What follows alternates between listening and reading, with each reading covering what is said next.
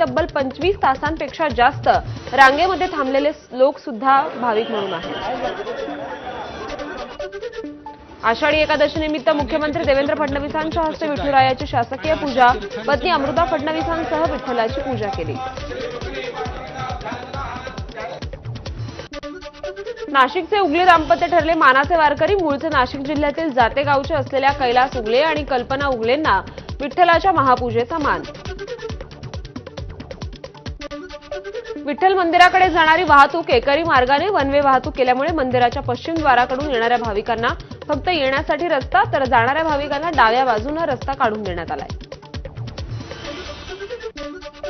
आषाढी एकादशी निमित्त पंतप्रधान नरेंद्र मोदींकडून मराठीतून शुभेच्छा। आपल्यावर विठ्ठलाचे आशीर्वाद सदैव असेच राहोत ही विठ्ठलाचरणी प्रार्थना आणि कामना मोदींची एक पोस्ट।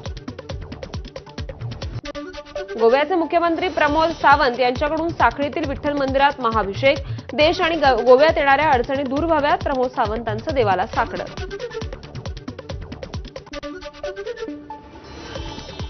आषाढी एकादशी निमित्त राजधानी दिल्लीत विठुरायाच्या गजरात दिंडी। दिल्ली मराठी प्रतिष्ठान आणि महाराष्ट्राशी संबंधित सर्व संस्था संघटना या सोहळ्यात सहभागी।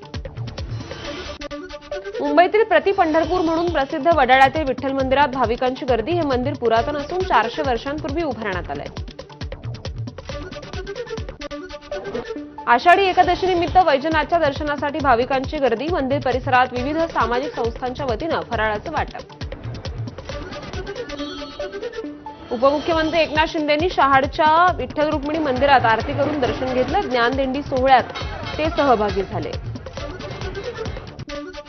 काँग्रेस नेते बाळासाहेब थोरात अपक्ष आमदार सत्यजित तांबेंकडून संगमनेरमधील विठ्ठल मंदिरात सहकुटुंब आरती। राज्यात सुख समृद्धी बंधुभाव नांदू दे, विठ्ठलाला साकडं। हिंगोलीतील औंढा नागनाथ मंदिरातील विठ्ठल रुक्माईच्या मूर्तीला आमदार संतोष बांगर यांच्या हस्ते दुग्धाभिषेक। सपत्नीक बांगर यांच्याकडून विठ्ठलाची पूजा। छत्रपती संभाजीनगर जवळील छोटा पंढरपूर म्हणून ओळख असलेल्या गावात पालकमंत्री संजय शिरसाटांच्या हस्ते विठ्ठलाची पूजा। पंढरपूरला जाता येत नसलेले छोट्या पंढरपुरात येऊन दर्शन घेतात। मनोज जरांगेंकडून बीडमधील नारायणगडावर नगद नारायणाची महापूजा। आषाढी एकादशी निमित्त पंचक्रोशीतील भाविकांची मोठी गर्दी। नाशिकच्या येवल्यातील कोटम गावात विठ्ठल रुक्मिणी मंदिरात पंकज भुजबळांच्या हस्ते महापूजा। महापूजेच्या वेळी विठ्ठल भक्त मोठ्या संख्येने उपस्थित। अकोल्यातील जुन्या विठ्ठल मंदिरात महापूजा। आषाढी एकादशीच्या दिवशी अकोल्यासह जिल्हाभरातून भाविकांची गर्दी। पुण्यात आषाढी एकादशी निमित्त प्रति पंढरपूर ओळख असलेल्या विठ्ठलवाडीतील विठ्ठल मंदिरात पुणेकरांची गर्दी। भक्तिमय वातावरणात पांडुरंगाच्या भक्तीत पुणेकर मग्न। कोल्हापुरातील नंदवाळला प्रति पंढरपूर मानलं जातं, त्यामुळे आषाढी एकादशी निमित्त नंदवाळ येथे भाविकांची मोठी गर्दी। छत्रपती संभाजीनगरमधील पैठणमध्ये आषाढी एकादशी निमित्त संत एकनाथ महाराजांच्या समाधीचं दर्शन घेण्यासाठी गर्दी। पहाटेपासून दर्शनासाठी लांबच लांब रांगा। हिंगोलीच्या नरसी नामदेव येथे भाविकांची गर्दी। संत शिरोमणी नामदेव महाराजांचे जन्मगाव नरसी नामदेव। आषाढी एकादशी निमित्त दर्शनासाठी भाविकांची मांदियाळी। विदर्भाची पंढरी म्हणून ओळखल्या जाणाऱ्या संतनगरी शेगावात भाविकांची गर्दी। संत गजानन महाराजांच्या दर्शनासाठी हजारो भाविक दाखल। शिर्डीतही आषाढी एकादशीचा उत्साह। मोठ्या प्रमाणात साई भक्त दर्शनासाठी शिर्डीत। मंदिर आणि परिसराला फुलांची आकर्षक सजावट। मुंबईतील दादरमधील ऐतिहासिक पांडुरंग मंदिरात भक्तिमय वातावरण। संपूर्ण मंदिराला आकर्षक सजावट। मुंबईतील चर्चगेट स्थानकात विठ्ठल नामाचा गजर। टाळ मृदुंगाच्या गजरात आणि भजनांच्या सादरीकरणानं उत्साहाचं वातावरण। ठाण्यातील मुख्य बाजारपेठेतील विठ्ठल रुक्मिणी मंदिरात सकाळपासूनच गर्दी। विठ्ठलाचं दर्शन घेण्यासाठी भाविक मोठ्या संख्येने उपस्थित। Rotary Club of Palghar, Inner Wheel Club आणि आर्यन शाळेच्या वतीने आषाढी एकादशीनिमित्त दिंडीचं आयोजन। दिंडीत शिक्षक आणि विद्यार्थ्यांचा सहभाग। पालघरमधील माहीमच्या भुवनेश कीर्तनी विद्यालयात आषाढी एकादशीनिमित्त दिंडीचं आयोजन। विद्यार्थ्यांनी विठू माऊलीचा जयघोष केला।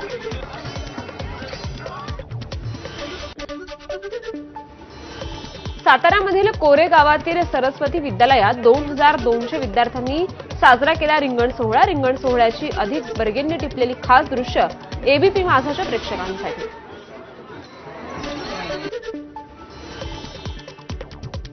आषाढी एकादशी निमित्ताने रत्नागिरीत देखील वैष्णवांचा मेळा. मारुती मंदिर ते विठ्ठल मंदिरापर्यंत पायी दिंडी. दिंडी दरम्यान रिंगणाचं देखील आयोजन.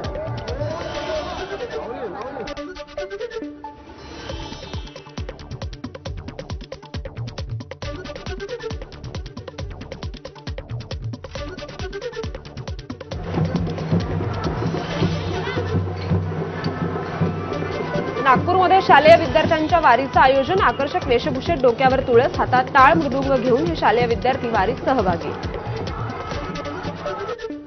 आषाढी एकादशीच्या निमित्त नंदुरबारमधील श्रॉफ हायस्कूलमध्ये भव्य रिंगण सोहळ्याचं आयोजन. महाविद्यालयातील 2000 पेक्षा अधिक विद्यार्थी रिंगण सोहळ्यात सहभागी.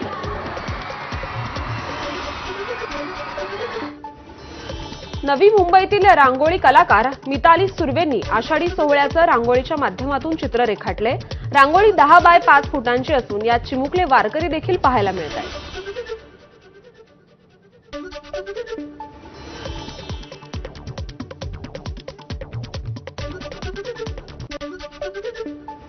आषाढी एकादशी निमित्त रांगोळी कलाकाराने अनोख्या पद्धतीनं विठ्ठल भक्ती व्यक्त केली. पितळेच्या परातीतील पाण्यात विठुरायाची सुंदर रांगोळी साकारली. पुण्यातील मुळशीतल्या वातुंडे गावात 1 एकर शेतात 200 फूट ज्ञानोबा माऊलींचं चित्र साकारण्यात आलंय. कुमारी स्वरा लक्ष्मी बाळकृष्ण शिंदे हिच्या संकल्पनेतून नाचणीच्या पिकामधून ज्ञानोबा माऊली साकारण्यात आले.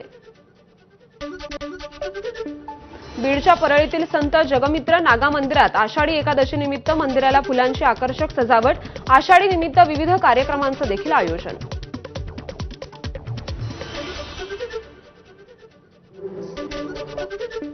नागपूरच्या निर्मल नगरीतील गजानन महाराज मंदिरातील विठ्ठल रुक्मिणीला 1001 किलो वजनाच्या फळांची आकर्षक आरास. विठुरायाचं अत्यंत देखणं आणि लोभस रूपाचं दर्शन घेण्यासाठी भाविकांची गर्दी. आषाढी एकादशी निमित्त साई मंदिरात 13 टन साबुदाणा खिचडीचा महाप्रसाद.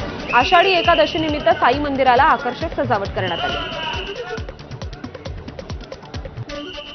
भंडाऱ्याच्या निमगाव येथील गुरुकुल आश्रमात आषाढी एकादशी निमित्त सोहळ्याचं आयोजन. या आश्रमातील चिमुकल्यांनी पालखीसह मिरवणूक काढली. हरिनामाच्या गजरात गुरुकुल परिसर दुमदुमला. आषाढी एकादशीला कर्जतमधील प्रतिपंढरपूरमध्ये भाविकांची मोठी गर्दी. उल्हास नदीवरील 52 फूट उंची असणाऱ्या विठ्ठल मूर्तीची भाविकांकडून पूजा. आमदार महेंद्र थोरवेही पूजेत सहभागी. राज्यातील अनेक भागांमध्ये अतिमुसळधार पावसाचा इशारा. ठाणे, पालघर, रायगड, रत्नागिरी आणि सिंधुदुर्ग या जिल्ह्यांना हाय अलर्ट देण्यात आलाय. पुणे आणि घाटमाथ्याला आज आणि उद्या रेड अलर्ट, तर रायगड, रत्नागिरी, नाशिक आणि साताऱ्याला ऑरेंज अलर्ट जारी. धन्यवाद देवा भाऊ, तुमच्यामुळे एकत्र आले ठाकरे भाऊ. वाद संपले, विश्वास वाढला. महाराष्ट्राची नवी उभारी. विजयी मेळाव्यानंतर ठाण्यात मनसेकडून बॅनरबाजी. आजच दिवाळी, आजच दसरा. दादर सेना भवन परिसरात बॅनर लागलेत. कालच्या विजयी मेळाव्यानंतर ठाकरे सेनेकडून बॅनरबाजी. बॅनरवर राज ठाकरे आणि उद्धव ठाकरे यांचा एकत्रित फोटो. पालघरमध्ये आज पावसाचा ऑरेंज अलर्ट जारी करण्यात आलाय. सूर्या प्रकल्पाच्या धामणी धरणाचे 5ही दरवाजे उघडले. त्यामुळे सूर्या नदीत 40,000 क्युसेक पाण्याचा विसर्ग सुरू. नदी काठावरील गावांना सतर्कतेचा इशारा. ठाणे घोडबंदर मार्गिका 5 ते 9 जुलै या कालावधीत रात्री 11 ते सकाळी 7 या वेळेत वाहतुकीसाठी बंद राहील. मेट्रो प्रकल्प कामांमुळे वाहतूक पोलिसांनी हा निर्णय घेतलाय.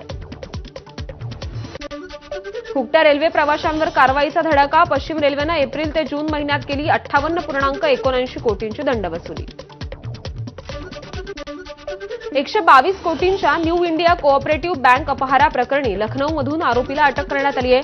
7 जुलैपर्यंत पोलीस कोठडी सुनावण्यात आली आहे. मुंबई कस्टम्स झोन 3ची 5 जुलैला एका दिवसात 3 तस्करी प्रकरणात कारवाई. या प्रकरणी 4 जणांना अटक. कोट्यवधींची मालमत्ता जप्त. 328 नागरिकांना परत मिळणार चोरी गेलेल्या वस्तू. मुंबई एमआयडीसी पोलिसांच्या पुढाकारातून तब्बल 1.67 कोटींचा मुद्देमाल परत केला जाईल. ठाण्यात काँग्रेसच्या वतीनं खड्डे भरो आंदोलन. ठाण्यातील काँग्रेस अध्यक्ष विक्रांत चव्हाणसह कार्यकर्त्यांनी शहरांमधील खड्डे भरण्याचं काम हाती घेतलंय. सांगलीत भाजप आमदार गोपीचंद पडळकर यांच्या प्रतिमेस दुग्धाभिषेक, ख्रिश्चन समाजाकडून आमदार गोपीचंद पडळकर यांच्या बदनामीचा बहुजन समाजाकडून निषेध. पुण्यात 73 वर्षीय वृद्धाकडून क्लिनिकमधील रिसेप्शनिस्ट तरुणीचा विनयभंग, लज्जास्पद वक्तव्य केल्याप्रकरणी आरोपीविरोधात विश्रामबाग पोलीस ठाण्यात गुन्हा दाखल. खोटी अफवा पसरवणाऱ्यांना सोडणार नाही, पुण्यातील कोंढवा प्रकरणावर पुणे पोलीस आयुक्त अमितेश कुमार यांचा इशारा. पुणे शहरात महिला सुरक्षित नसल्याचा नरेटिव्ह सेट करण्यात आला, अमितेश कुमार यांचं वक्तव्य.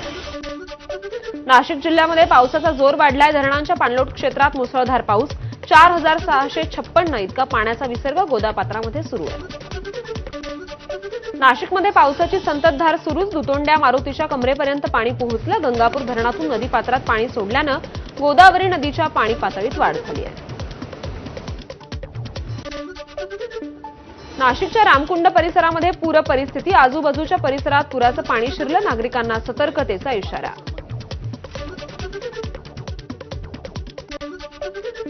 नाशिकमधील 23 पैकी 5 ते 6 धरणं हे जुलै महिन्याच्या सुरुवातीलाच 100% भरली आहेत, तर काही धरणं 60% वर भरल्यानं मोठा दिलासा.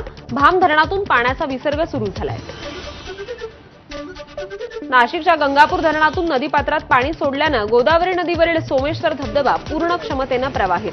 धरणाच्या पाणलोट क्षेत्रात सुरू असलेल्या संततधार पावसानं धरणाच्या पाणी पातळीत वाढ झाली. नाशिकच्या रामकुंडात अडकलेल्या तरुणाची सुटका, पाण्याचा विसर्ग वाढवल्यानं रामकुंडात रात्री तरुण अडकला होता.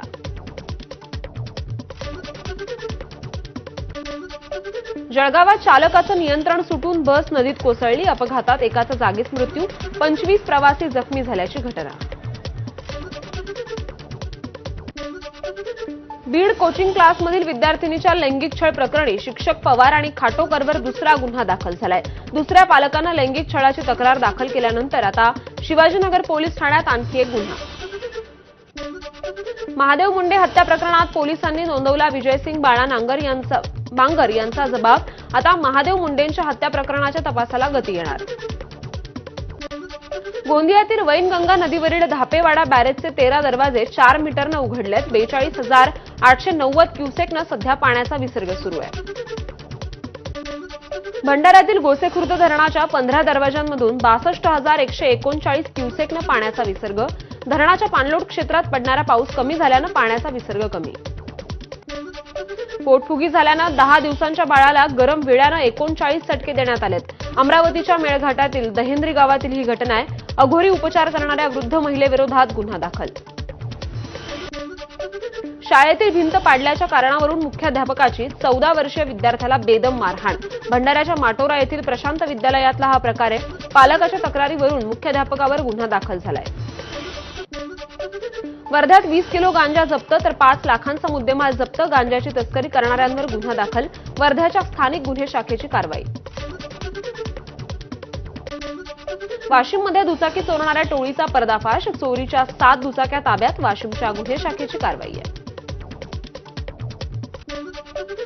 चंद्रपुरातील ताडोबा व्याघ्र प्रकल्पातील बछड्यांची मस्ती कॅमेऱ्यात कैद झाली आहे. शुभम मडावींनी त्यांच्या कॅमेऱ्यात कैद केलेला बछड्यांचा खास व्हिडिओ एबीपी माझाच्या प्रेक्षकांसाठी. 4200 विद्यार्थ्यांनी स्पर्धा परीक्षेचा सराव पेपर सोडवला. शालेय विद्यार्थ्यांमध्ये स्पर्धा परीक्षा विषयाची ओढ निर्माण व्हावी यासाठी गडचिरोली पोलीस दलाचा उपक्रम. अलिबागमधील आगीत जळालेले पीएनपी नाट्यगृह पुन्हा 3 वर्षाच्या प्रतीक्षेनंतर सुरू होणार. उद्या शरद पवारांच्या हस्ते या नाट्यगृहाच्या नूतनीकरणाचा कार्यक्रम होईल. गुहागर तालुक्यातील पाटवन्हाळे सोसायटीत एक अजगर आढळला. एका गोडाऊनमध्ये खताच्या गोणीमध्ये तो लपून बसला होता. सर्पमित्रांनी त्याला पकडून नैसर्गिक अधिवासात सोडलाय. आणि बातम्यांचा वेगवान आढावा पूर्ण झाला. यासोबतच बुलेटिनमध्ये एक ब्रेक घेतोय. बघत रहा एबीपी माझा.